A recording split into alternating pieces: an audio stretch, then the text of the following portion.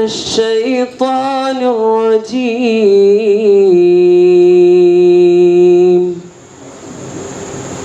بسم الله الرحمن الرحيم.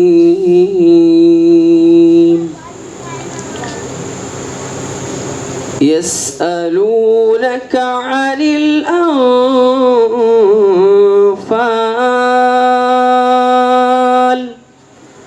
قل الأنفال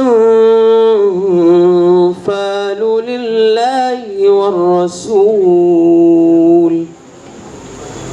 فاتقوا الله وأصلحوا ذات بينكم وأطيعوا الله ورسوله إن كنتم مؤمنين.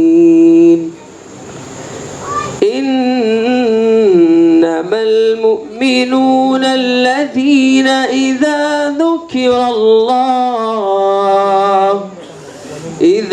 ذكر الله وجلت قلوبهم وإذا تليت عليهم آياته زادتهم إيمانا وعلى ربهم يتوكلون.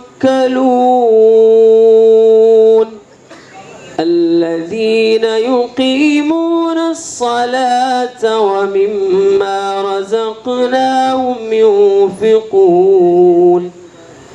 أولئك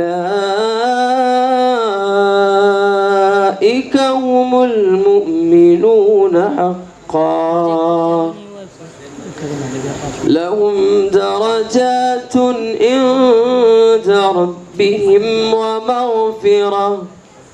ومغفرة ورزق